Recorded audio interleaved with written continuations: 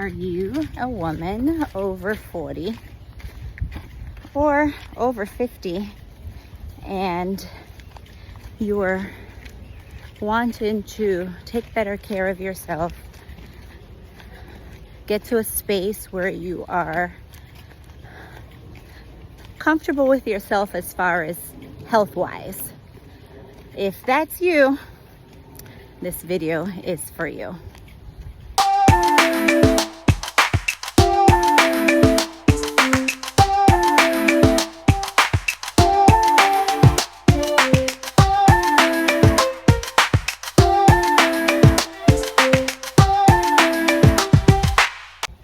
Hey guys, welcome back to my channel.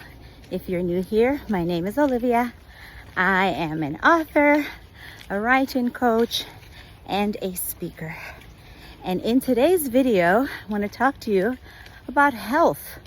For us girlies that are 40 plus, 50 plus like me, and want to or is on a mission to get healthy, but you can't do the fad diets or you're over the fad diets, and you can't go to the gym and do the same thing that a 20-something or even a 30-something-year-old is doing. Because let's be real, our bodies can't take it.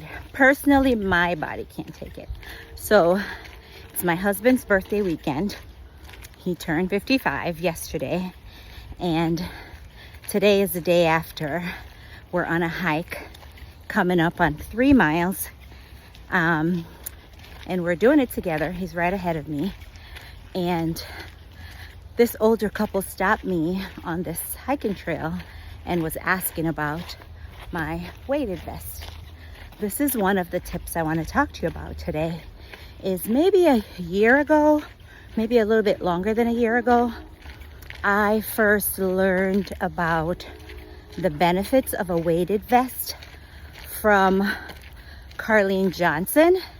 She was like a fitness person in the 80s, 90s, had television workout, CD videos, all the things, but she's like 55, I think now. And I attended this training, and she was one of the guest people on the training. So I started to follow her after that, and she talks about the benefit of wearing a weighted vest for women. So shortly after I heard her talk about that, I went out and ordered a weighted vest, 12 pounds, and of course mine's pink, because if you follow me for any time, you know that I love all things pink. So I got my first weighted vest. It was 12 pounds, and I used it for probably a good year, 9 months to a year, maybe a little bit longer. When I would go to the gym, when I'm out hiking, I would use this weighted vest. And the weighted vest benefit is to engage your core, and also to help with bone health. Because one of the things she talked about is that over 40 women, we lose so much bone density, right?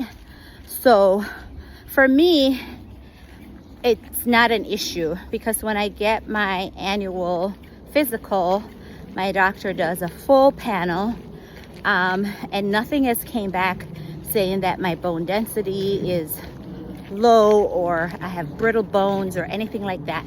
So it's not an issue for me, but I know that it's an issue for a lot of women in our age bracket. So the weighted vest helps with that. I've recently, I think last week, upgraded from the 12-pound weighted vest to this is a 20-pound one. I'm not recommending for you to do that. Start out at a weight that's comfortable for you. If you've never used a weighted vest before, start out low, maybe like a 10-pound, and after months of consistently using it, then go up.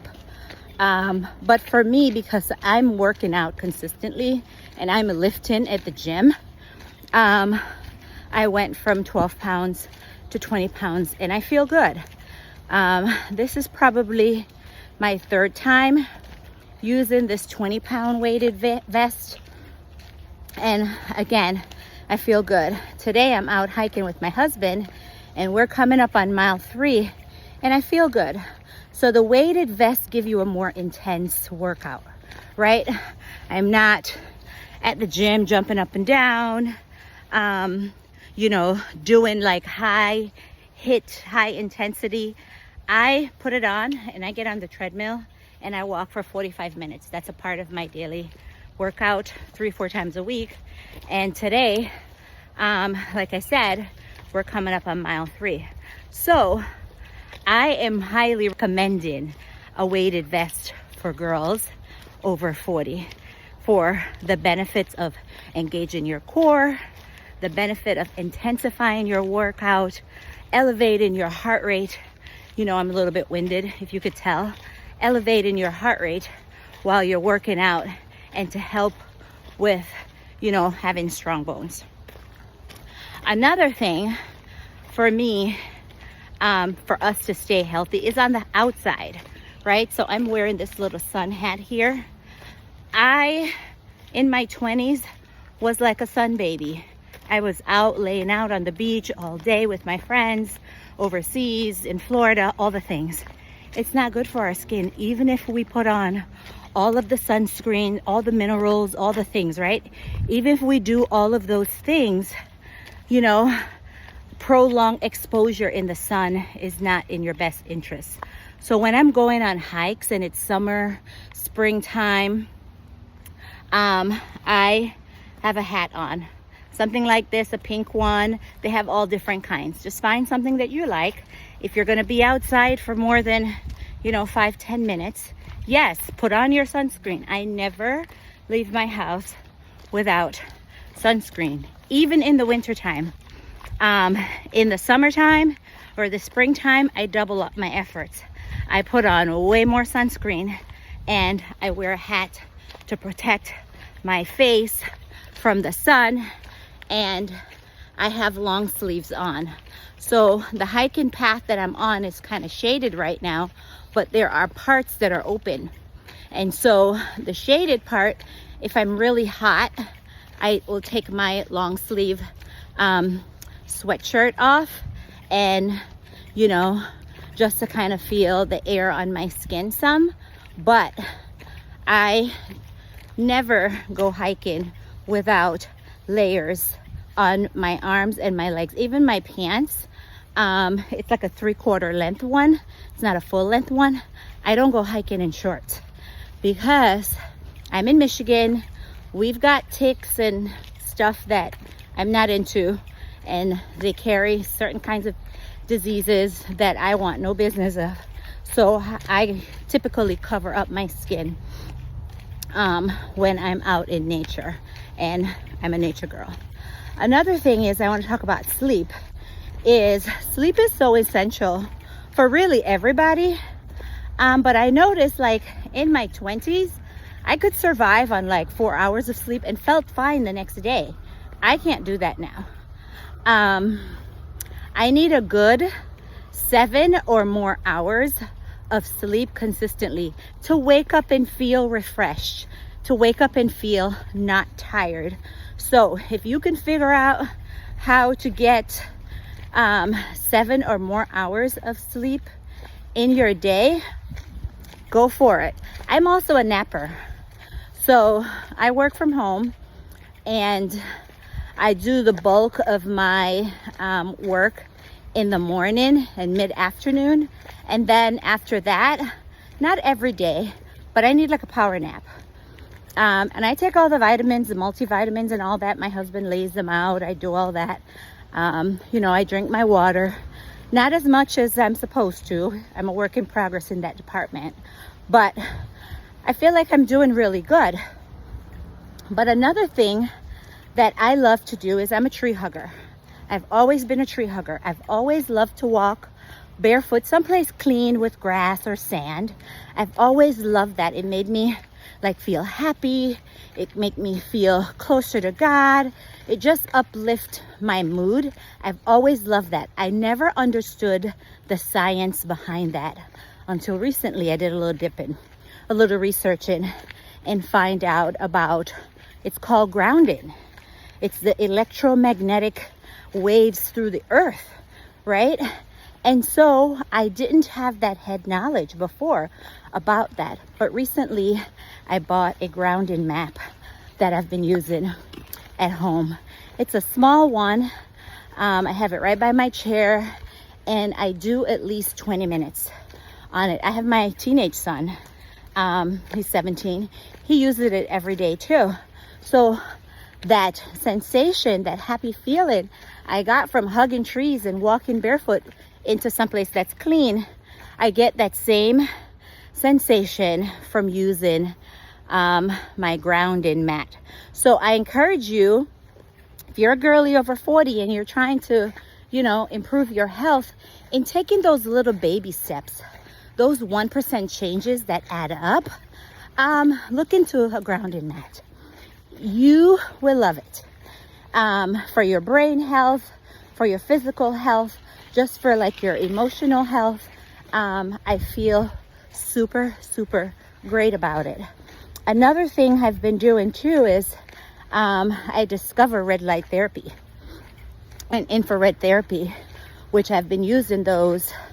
I changed the light in my room to a red light because that helps with mood and to relax you, and no screen time, like 2 hours before bed and all that kind of stuff. So I've been doing that. But the infrared, where you go, either you could buy it, because I have I'm actually buying a lamp. It's in my cart on Amazon, where you can sit under that, and it's the infrared red light therapy, which is great for skin and tissue and all of that. So there are little things that you can do to improve your health. Don't think of like a complete major overhaul where you have to change everything all at one time. Find 1 or 2 things.